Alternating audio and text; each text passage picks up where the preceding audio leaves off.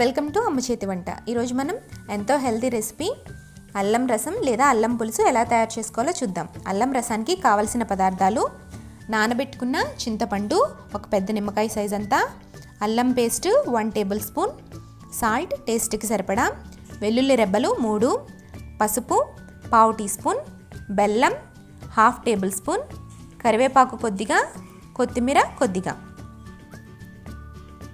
సన్నగా తరిగి పెట్టుకున్న ఉల్లిపాయలు 2, సన్నగా తరిగి పెట్టుకున్న పచ్చిమిర్చి 2, తాలింపు దినుసులు ఇందులో ఆవాలు, మెంతులు, మినపప్పు, ఎండుమిర్చి తీసుకున్నాం, వాటర్ 1/2 లీటర్, నూనె 1 టేబుల్ స్పూన్. ఇప్పుడు ప్రిపరేషన్ చూద్దాం. ముందుగా స్టవ్ వెలిగించి ఒక మూకడ పెట్టుకుని అందులో 1 టేబుల్ స్పూన్ ఆయిల్ వేసి ఆయిల్ బాగా హీట్ అయిన తర్వాత తాలింపు దినుసులు వేసుకోవాలి. తాలింపు దినుసులు బాగా వేగిన తర్వాత పచ్చిమిర్చి అలాగే ఉల్లిపాయ ముక్కలను కూడా వేసి లైట్ బ్రౌన్ కలర్ వచ్చేంత వరకు ఫ్రై చేసుకోవాలి. ఉల్లిపాయలు వేగిన తర్వాత కొద్దిగా పసుపు అలాగే టేస్ట్కి తగ్గట్టు సాల్ట్ కూడా యాడ్ చేసి అల్లం పేస్ట్ని కూడా యాడ్ చేసుకోవాలి. ఈ ముద్దంతా కూడా బాగా వేయించుకోవాలి.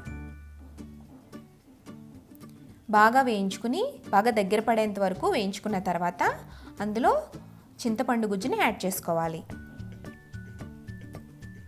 ఈ చింతపండు రసాన్ని వేసి వాటర్ని కూడా యాడ్ చేసుకోవాలి. మనకి అల్లం రసం కనుక చిక్కగా కావాలనుకుంటే కొద్దిగా వాటర్ యాడ్ చేసుకోవాలి, పల్చిగా కావాలనుకుంటే వాటర్ని కొద్దిగా ఎక్కువ యాడ్ చేసుకోవాలి. అలాగే తురుముకున్న బెల్లాన్ని కూడా యాడ్ చేసుకోవాలి. కొద్దిగా కొత్తిమీర, కరివేపాకుని కూడా యాడ్ చేసుకుని బాగా మరిగించుకోవాలి.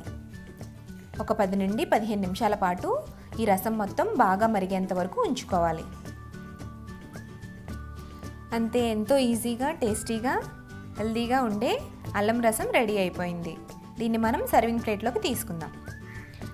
ఈ అల్లం రసం రైస్తో తీసుకుంటే చాలా టేస్టీగా ఉంటుంది. ఈ వీడియో కనుక మీకు నచ్చినట్లయితే లైక్ చేయండి, అలాగే మీ ఫ్రెండ్స్కి షేర్ చేయండి. మరిన్ని రెసిపీల కోసం ఈ ఛానల్ని సబ్స్క్రైబ్ చేయండి.